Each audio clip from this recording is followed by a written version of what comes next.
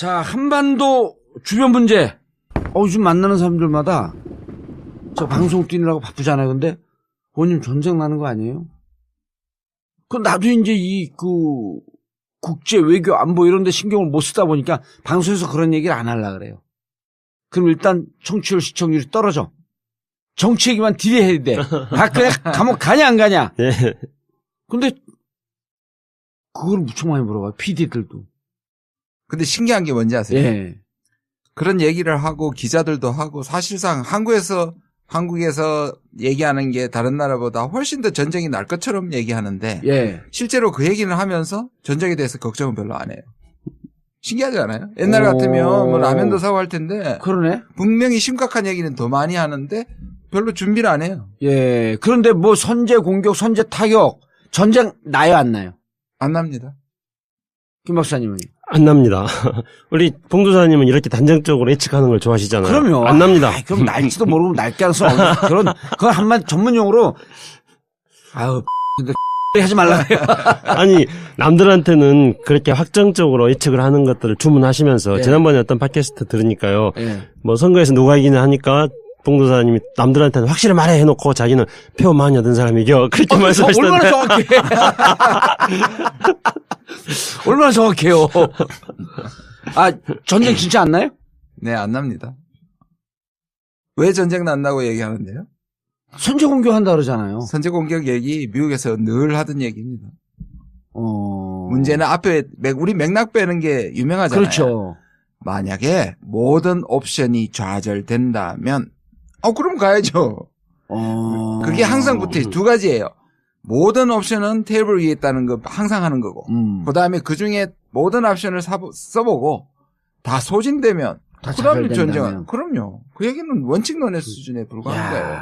우리가 옛날에 외국 간다 그럴 때 조중동기 보솔론이 외국 간다 그럴 때 그때 어느 학자가 이런 얘기를 하더라고요. 성경에도 이런 얘기가 있다는 거예요.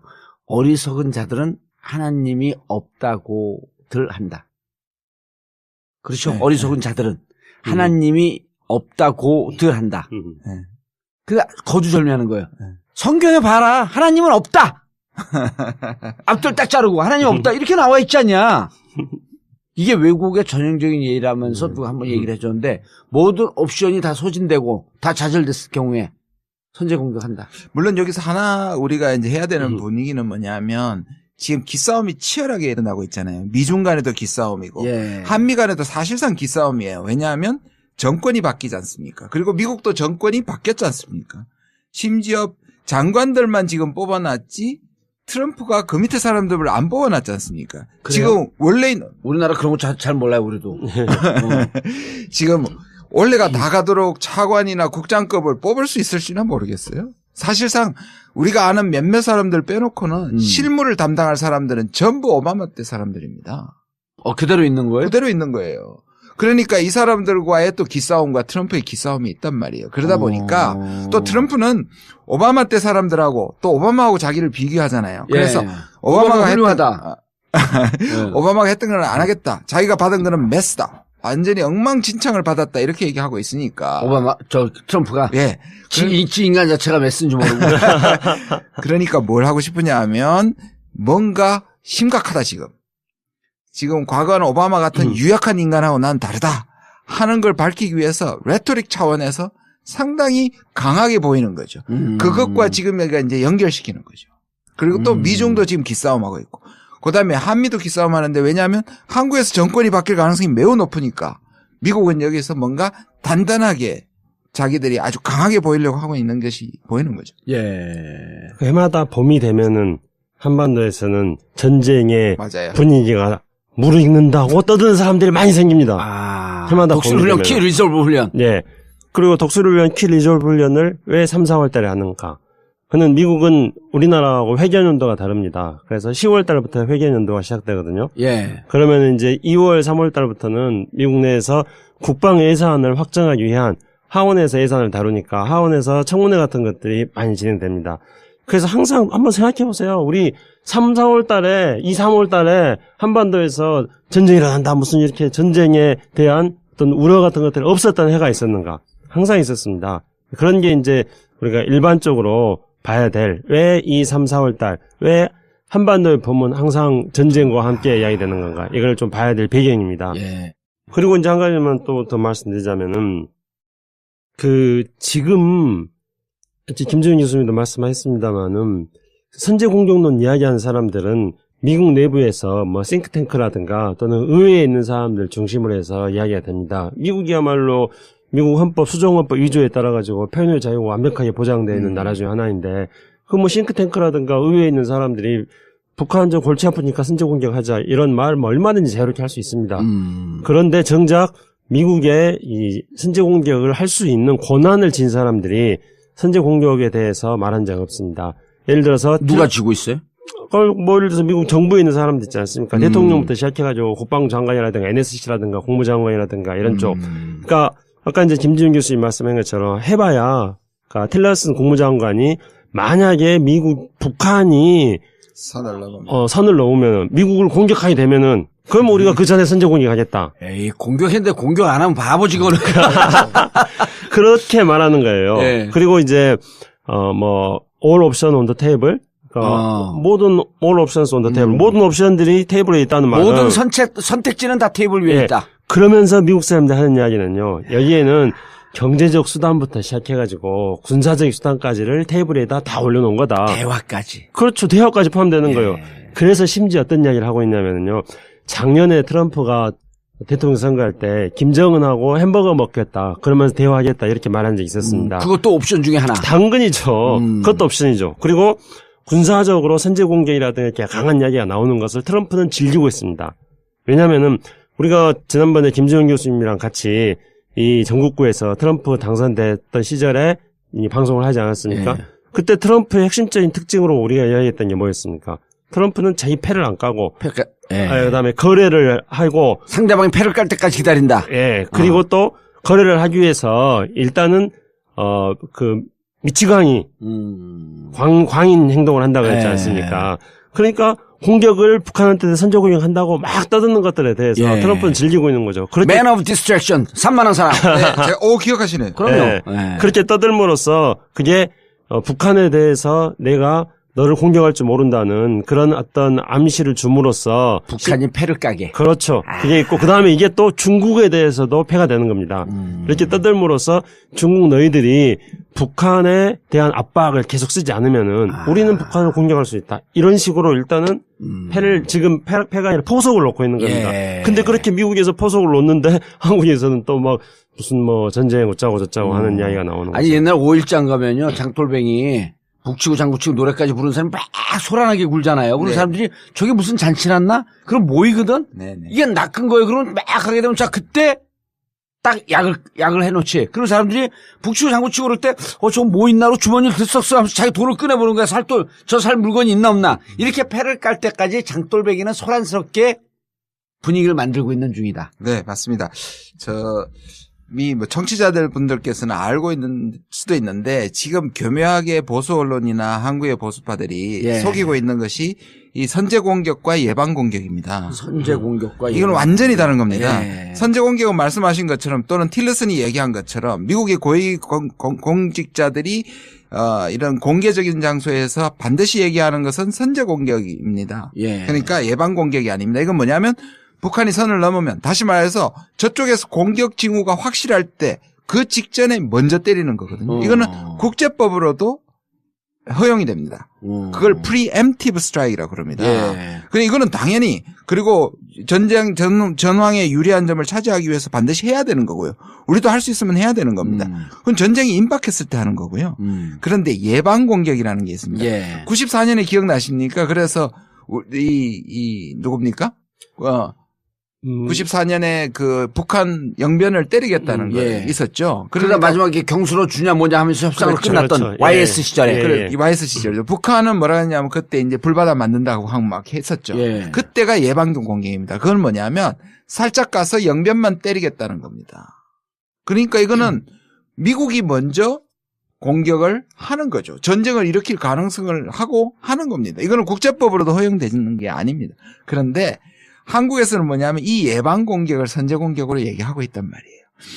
그런데 예방 공격도 살짝 영변만 때리고 오면 북한이 가만히 있나요? 그러니까요. 그러니까 이거는 우리가 전쟁을 거는 겁니다. 거는 거죠. 그리고 이거는 굉장히 북한은 1000발 있는 미사일을 1000발이나 되는 미사일을 다 날릴 가능성이 있는 거죠.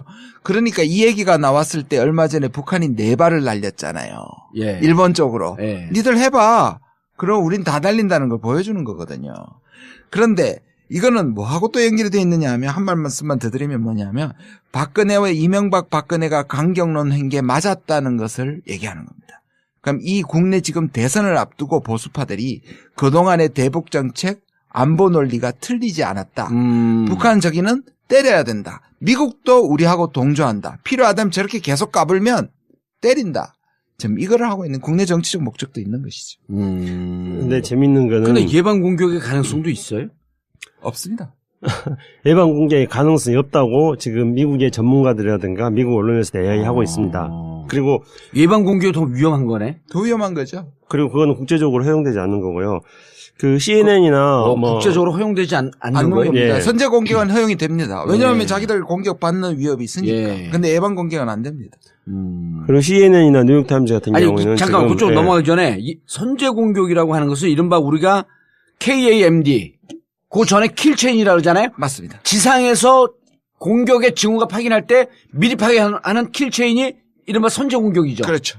그런데 지금 현재 미국 측에서는 이 선제 공격도 쉽지 않다. 그런 이야기들이 계속 나오고 있습니다. 왜 그러냐면은 최근에 북한이 미사일 발사한 것들 보면은 이동식 발사대에서 쏘잖아요. 그렇죠. 무한궤도.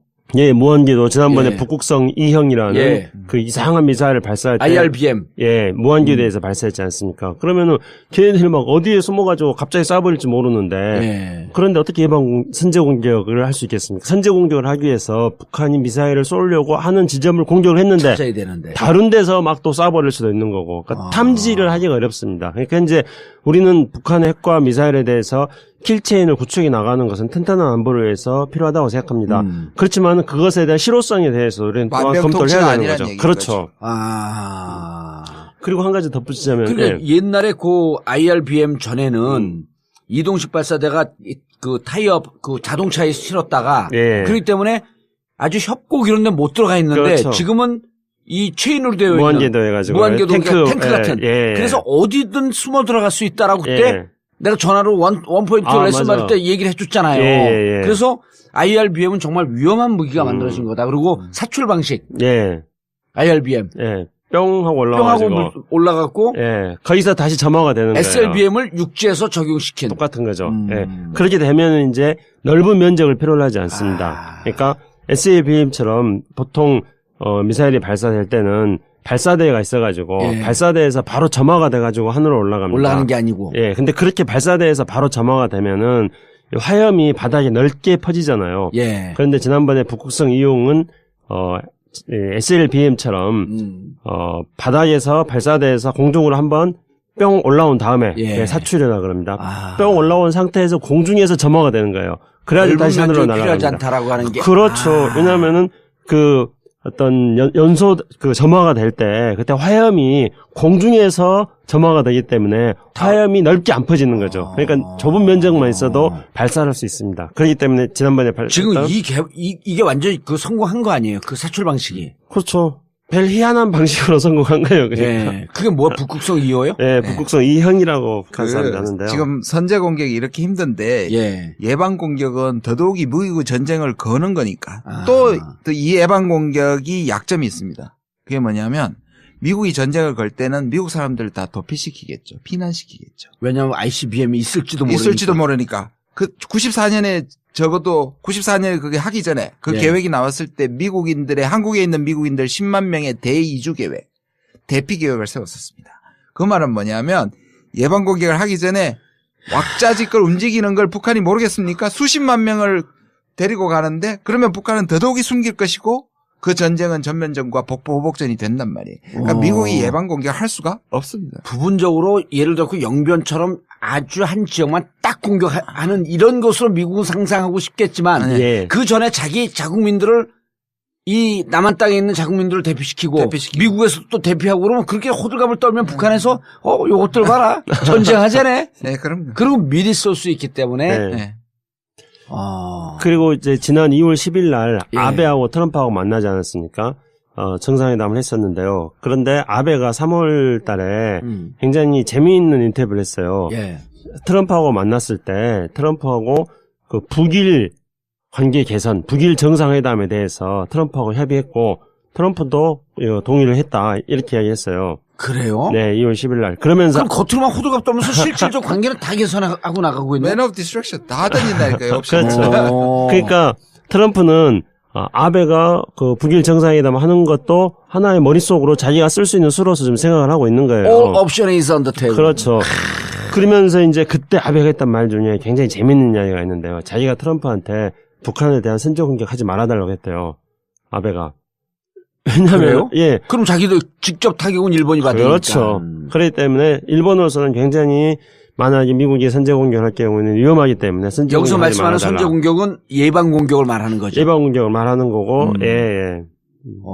그래서 예방 공격을 하게 되면 북한은 전쟁하지? 예. 그럼 가까이 있는 남조선과 일본을 때리겠지. 그 다음에 ICBM은 미국을 쏠 거고, 예. SLBM은 미국 앞바다에서 워싱턴 뉴욕을 때릴 거고. 야, 거의 이제 봉도사님께서 군사 전문가 수준이 다 되셨는데요. 예. 예. 근데 그럼 우리 사드로 방어하는 거야. 자, 48발만 먼저 쏴줘. 따가 하고 15분 기다렸다가, 30분 기다렸다 또 사드 장전. 근데 48발도 지금 안 가둔다는 거 아닙니까? 예. 이 발사대를 6개를 가져와야지 한 발사대당 8개의 미사일이 8개씩. 있으니까 예. 68에 48일 미사일이 되는데 2대만 가져온다는 거 아니에요, 지금. 그래요? 예. 12개? 16개죠. 28, 16, 예. 나 산수를 못하고. 아니, 군사 전문가인데 수학은 안 그러니까. 그러니까. 아니, 너무 군사 쪽으로만 꽂히신 것 같아요. 그래가지고 예. 그 사이에 잠시 산소가 조금 안 되시는 것 같아요. 아니, 우리는 근데 이게 국방 외교하면 재밌어요. 네. 근데 요즘은 이 전쟁 위협 때문에 사람들이 좀 더 재밌어 할 것 같아. 그러니까 아까 제가 말씀드렸잖아요. 예. 이게 지금 전부 두려워해야 되는데 왜 다들 이렇게 뭔가 막 재밌어 하죠? 그러니까 라면 사재기도 안 하고. 안 하고. 옛날에 물도 막 사대고. 예. 그래서 지하실에 인기가 있고. 그러니까 적어도 국방 전문가들보다 국민이 더 똑똑한 거예요. 아하. 그러니까 국민들은 그렇게 생각하는 거예요. 그동안에 계속 늑대야 아니었느냐. 항상 구체적으로 몇 년에 뭐가 있었다는 걸 기억하지 못하지만은 국민들은 몸에 그게 익숙해져 있는 거예요. 야, 항상 봄만 되면은 무슨 뭐 전쟁 노인이 뭐니 이런 이야기들이 나오지 않느냐. 국민들은 구체적으로 인식하지 못하면 그렇게 지금 다 받아들이고 있는 거예요. 그러니까 사적 현상이 안 생기는 아니 거죠. 그리고 주가가 안 떨어지잖아요. 지금 주가 최고를 달리고 있는데요. 미국도 주가를 최고로 달리고 있는데 지금 왜 전쟁을 합니까? 탄핵당하고 나니까 주가가 더 오르더라고요. 그러면. 주가가 미국도 최고예요? 미국도 지금 네. 최고예요. 우리도 탄핵 당한 다음에 주가 올라간 게 아니고 저기 검찰청 출두하면서 구속이 되고 이제 네. 대한민국에는 투명성이 강화된 나라가 되겠구나라고 하는 기대가 있었던 거죠. 자, 그런데 국민들은 이제 불안한 게 이런 거예요. 매티스가 왔다 갔다 말이에요. 예. 국방부 장관이죠. 네. 그다음 최근에 틸러슨이 동아시아를 쭉 방문했어요. 네. 그런데다가 또 한 축은 사드 때문에 중국의 경제 보복이 본격화하고 있어. 이 세 가지 요인들이 하면서 한반도 지금 뭔가 사고가 나는 거 아니냐? 이런 불안한 감이 있는 거예요. 제가 말씀드릴게요. 이게 매티스도 네. 얘기를 해야죠. 매티스는 네. 왔다 간 거야 도대체. 마이크 플린이라는 사람을 기억하십니까? 사실 대선 기간 동안에 딱 붙어서 외교 안보의 멘토였습니다. 그 사람이 러시아 내통설로 사임을 했습니다.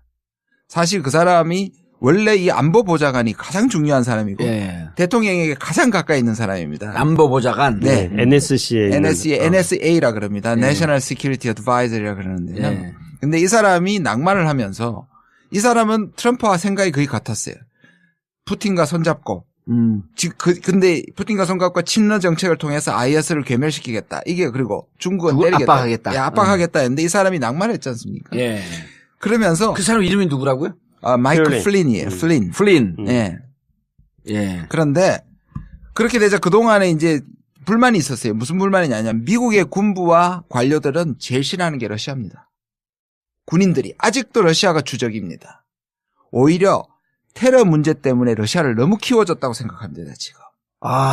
그래서 러시아 싫어요? 예, 러시아에 그렇지, 옛날에 냉전 그럼요. 체제. 그리고 지금 핵이라든지 가장 그래도 위협적인 건 러시아라고 생각을 하기 때문에 그래서 이 사람들은 뭐라고 생각하냐면 플린이 낙마한 걸 찬스라고 보는 겁니다. 그래서 매티스와 틸러슨 이런 모든 사람 특히 매티스가 지금 외교 안보 미국은 통일이 없으니까 예. 외교 안보를 완전히 장악하고 있다고 보여집니다. 그리고 내통설 때문에 친러 정책을 못하지 않습니까? 이참에 매티스가 다시 트럼프가 자기들과는 다른 전략을 하지 않게 지금 못 받기, 알받기 하고 있는 겁니다. 그러니까 군부가 입김이 세지고요. 예. 사실 국방장관이 국무장관이나 안보보좌관보다는 외교안보 정책에 영향력이 작았는데 하위 개념일 거 아니에요. 하위 개념이죠. 중요한 사람이긴 예. 하지만 그러나 이번에 굉장히 특이하게 군부의 입김이 또 트럼프가 군부를 좋아하지 않습니까? 이럴 수도 있고 저럴 수 있다 하는 사람 되게 싫어하고 말하면 행동에 옮기는 행동형 사람들. 사람 좋아하는데 일하는 사람들. 예. 그런데 외교 정책에 있어서 트럼프가 어디로 튈지 모르니까 오히려 매티스는 트럼프를 의식해서 지금 상당히 군부의 입김을 가지고 하고요. 그 반영이 뭐냐면 물론 트럼프도 국방비를 많이 늘리는데 이번에 국방비를 거의 9%, 10%를 늘렸습니다. 그 늘린 게 얼마냐면 540억 불이에요. 그럼 몇 조예요? 우리나라 따지면? 한 60조 되죠. 와. 늘린 게 9% 늘린 게 60조인데요. 예. 우리나라 예산의 15%네. 그런데 국무부 예산이 얼마인지 아세요? 390억밖에 안 됩니다. 올린 것보다 국무부 예산이 더 적어요. 그리고 지금 약 한 700조 예. 정도 되는데요. 그런 점에서 지금 매티스가 거의 뭔가 700조쯤 되는 거예요. 전체 예산이요. 전체 예산이? 예. 어디 전체 예산이? 미국 국방 예산이 세계 국방 1위인데 예산 예. 700조? 예. 미 국방 예산이 6,150억 불입니다. 6,150억 불. 네. 미 국방 예산. 그럼 6,150억 불 하면은 우리 돈으로 약 한 700조. 650조 환율 좀 내리면 650조에서 700조 정도 되겠네요. 700조. 그리고 그럼 우리나라 예산이 400조니까 거의 2배 가까이 1.5배는 넘어버리네. 예, 미국의 국방 예산이 훨씬 우리 정부 예산보다 더 많았습니다. 아, 예. 중국은 어느 정도? 1조 위안을 돌파를 했습니다. 그러면 우리 환율로 치면 한 170조, 160에서 170조. 그렇죠. 165, 170 이렇게 배니까. 4분의 1 정도 되죠. 어허, 미국에. 그럼 170조로 해도 야, 4배가 넘네. 네. 5, 7, 35. 한 5배, 4.5배, 4.5배 이렇게 되네.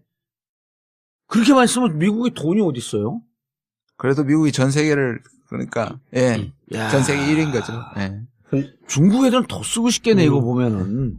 근데 이번에는 중국이 계속 두 자리 숫자를 한 20년 동안 하다가 예. 작년하고 올해는 한 자리 숫자의 증가율은 한 자리 숫자로 내려왔는데 미국은 이번에 상당히 많이 올린 겁니다. 9%. 예. 근데 이제 사회주의 국가하고 어떤 계산 다른 방법이 거죠. 다르기 때문에 동일하게 비교할 수 없습니다. 그런데 이제 트럼프는 계속 이야기하고 있는 거는, 지난번에도 한번 제가 말씀드린 기억이 납니다만은, 다른 나라들이 미국의 군사력이 무서워가지고 감히 건드릴 수 없는 그런 상태까지. 그래서, 무한대로 군사력을 키우겠다. 그래서 미국 스스로도 이 군사력이 너무 커가지고 사용하면은 대형 사고가 날 수 있으니까 차마 사용할 수 없을 정도로 군사력을 키우겠다. 이렇게 지금 트럼프가 이야기하고 있습니다. 그래서 이번에 트럼프 정부에서 예산을 올렸는데 바로 이제 김지훈 교수님 말씀하신 것처럼 국방 예산만 대폭 줄이고 그 국무부 예산은 또 대폭 줄였거든요. 아, 국방 예산은 대폭 늘리고 국방 예산은 대폭 늘리고 줄이고. 국무부 예산은 줄이고요. 그러니까 국무부는 우리나라 따지면 외교부란 말이에요. 예. 그러니까 예를 들면은 뭐 지금 한국에 뭐 첨단 무기다 그래가지고 미국의 전략 자산들 뭐 예. B1, B2 뭐 이런 것들이 막 오지 않습니까? 항공모함도 오고 칼빈슨 뭐 항공모함도 오고 그러면은 이제 뭐 B1, B2 비교를 하자면은 예. 국방부 예산에서 B1, B2에서 꼬리 떼고 날개 떼면은 뭐 국무부 예산 된다 이렇게 자조적인 말을 할 그런 정도로 국방부 예산이 훨씬 더 많이 씁니다. 그건 우리나라도 마찬가지입니다. 국방부 예산에서 F-15기에서 꼬리 떼고 날개 떼면은 통일부 예산 됩니다. F-15기 한 대에서. 외교부 예산, 그리고 국무부 예산은 어느 정도라 그랬어요? 아까. 국무부 예산은 지금 390억. 그러면은 20분의 1이 되는 거네요. 390억이면. 그렇죠. 그렇죠. 뭐 그렇죠. 20분의 1보다는 한 15분의 1 정도. 그렇죠. 야, 이번에 9% 올린 게 진짜 국무부 예산이네. 국무 예산을 훨씬 넘죠. 540억 불을 늘렸으니까 예. 전체 예산보다 증가분이 더 많은 야. 거죠. 근데 한 가지는 짚고 넘어가야 됩니다. 뭐냐면 미국은 3월에 이렇게 대통령이 던지면 10월에 가서 결정이 되고 그 사이에 엄청나게 의회와 힘겨루기를 해가지고 이게 통과될지는 장담을 못 하는 거죠. 이건 지금 대통령이 던진 예, 거고 던진 거예요. 이렇게 하겠다. 아니, 처음 아. 던진 겁니다. 자기 한 얘기도 있으니까. 지금 말씀하신 것처럼 강력한 국방을 하겠다 했으니까 네. 보여주는 것이죠. 헬스장 가면요. 몸 계속 키우는 미련한 놈이 있어요. 그 왜 몸 키우냐 그러면은 너무 몸집이 커갖고 아무도 나한테 덤비지 못하게. 딱 그거예요. 예. 예, 그리고 트럼프의 계속 생각이 딱 그래 그거예요. 점점 하다 예. 여기다가 주사도 나요. 막 호르몬 주사도 넣고. 그럼 나중에 어떻게 되는 줄 알아요? 운동을 한 일주일 못해. 그럼 벼랑하게 그게 살이 되면서 돼지가 돼버려. 아무짝에도 쓸모없는. 아니 그렇게 몸집을 키워갖고 국방 예산을 키워갖고 자기들도 어찌할 바 없는 그 짓을 왜 하는 거 이거? 그 미국 군대 같기도 하고 한국 군대 같기도 한데요. 약간 뭐 첨단 무기는 다 사 먹으려고 그렇지 않습니까? 우리나라도 그러죠. 네. 우리나라도 국방 예산 계속 키우고 있는 거 아니에요? 그렇죠. 예. 우리나라니까 그 기본적으로 심리가 새로운 무기면은 무조건 5개 사고 싶은 그런 심리가 있어가지고요. 그래서 그 초등학생들, 중학생들이 보면은 어떤 자기한테 꼭 필요한 걸 사려고 하는 게 아니라 자기한테는 필요도 없지만은 그냥 제일 좋아 보이는 것들 좋아 사려고 보이는 하는 거. 새로 나온 거. 심리하고 똑같이 우리나라 국방을 담당하는 사람들이 하여튼 한국적 상황에 맞지 않는 거라도 무조건 좋은 곳이면 돈 들여서도 사자 이렇게 하다 보니까 이제 국방 예산이 많이 늘어나고 있습니다. 물론 우리가 여러 가지 안보적인 상황 속에서 꼭 필요한 무기들을 도입하고 그러니까 왜냐하면 우리 군대를 현대화시켜야 된다는 것. 소수 정예의 첨단 군대를 만들자는 게 우리 국방 계획의 목표였습니다. 그러면은 소수 정예의 첨단 군대를 만들려 한다면은 장비를 현대화시키고 인력은 줄이고 이런 방향으로 가야 되거든요. 예. 그럼 장비를 현대화시키는 과정 속에서 국방 예산이 소요가 증가할 수가 있습니다.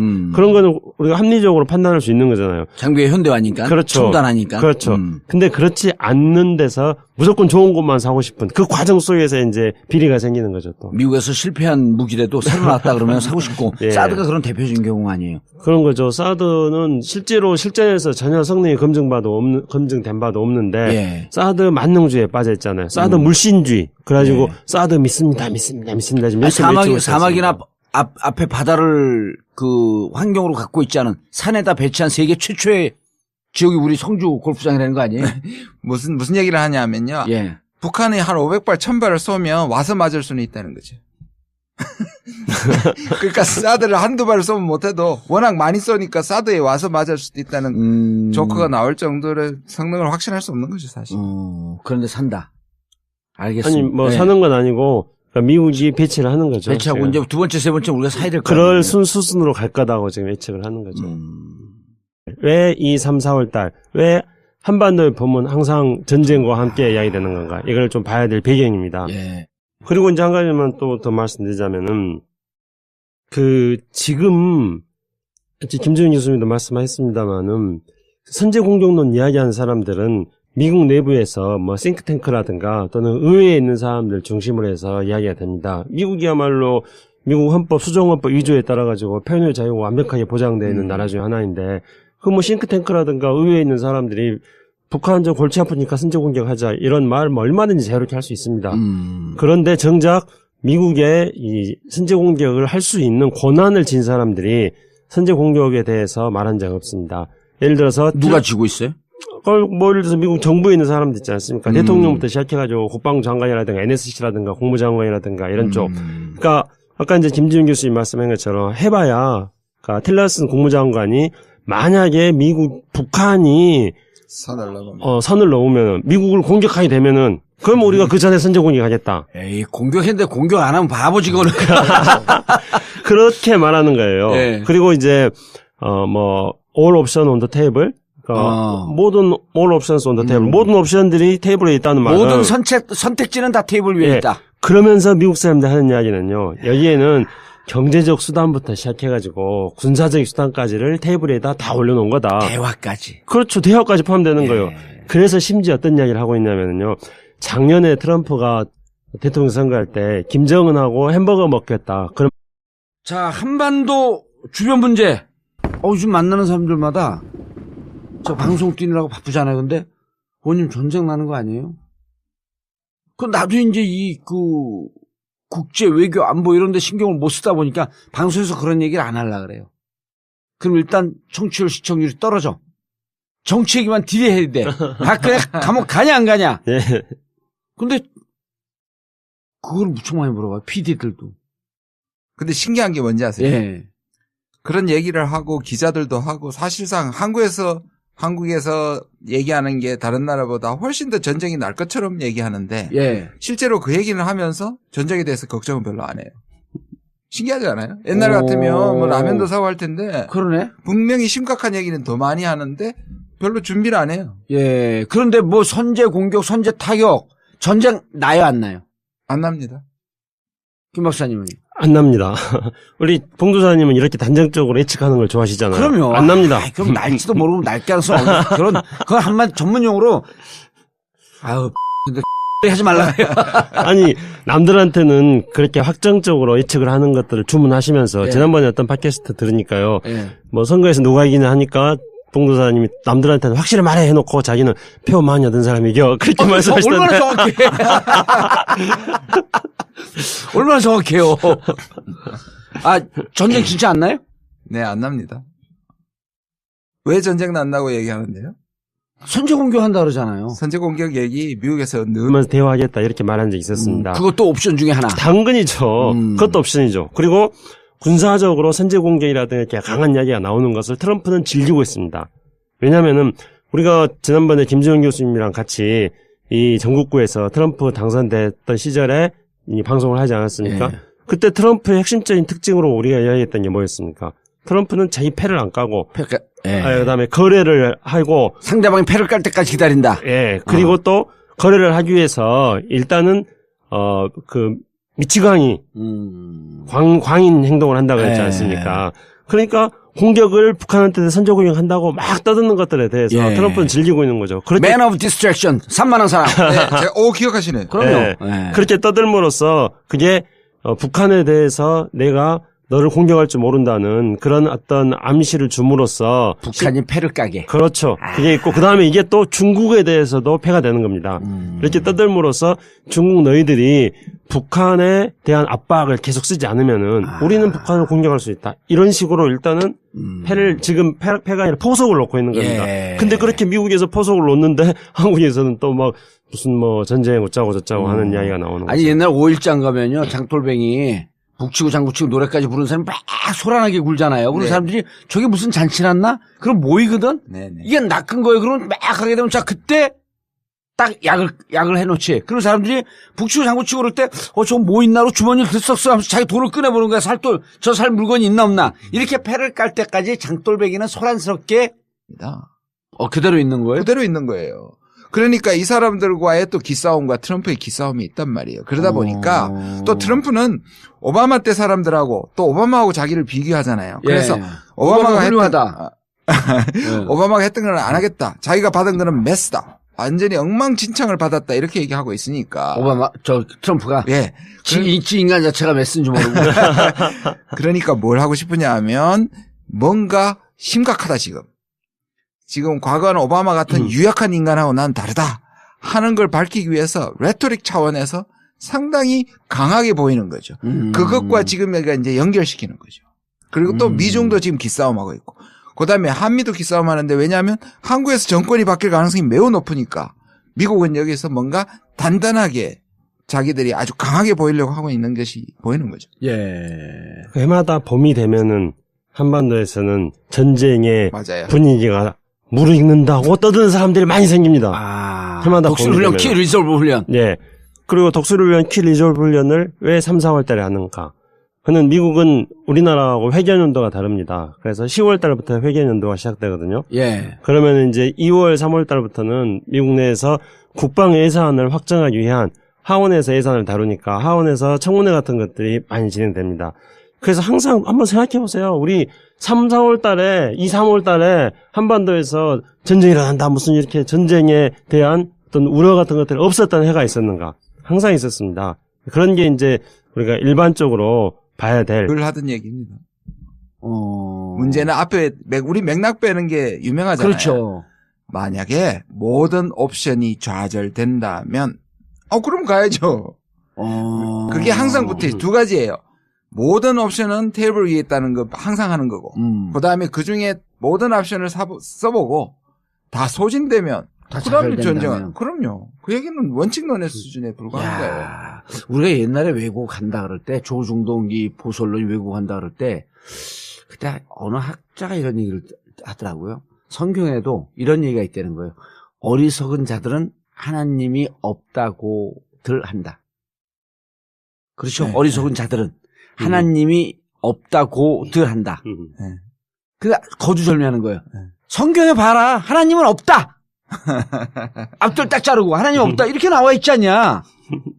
이게 외국의 전형적인 예라면서 누가 한번 얘기를 해줬는데 모든 옵션이 다 소진되고 다 좌절됐을 경우에 선제 공격한다. 물론 여기서 하나 우리가 이제 해야 되는 분위기는 뭐냐면 지금 기싸움이 치열하게 일어나고 있잖아요. 미중 간에도 기싸움이고 예. 한미 간에도 사실상 기싸움이에요. 왜냐하면 정권이 바뀌지 않습니까? 그리고 미국도 정권이 바뀌었지 않습니까? 심지어 장관들만 지금 뽑아놨지 트럼프가 그 밑에 사람들을 안 뽑아놨지 않습니까? 그래요? 지금 원래 우리나라 그런 거 잘 몰라요, 우리도. 지금 원래가 다 가도록 차관이나 국장급을 뽑을 수 있을지는 모르겠어요. 사실상 우리가 아는 몇몇 사람들 빼놓고는 실무를 담당할 사람들은 전부 오바마 때 사람들입니다.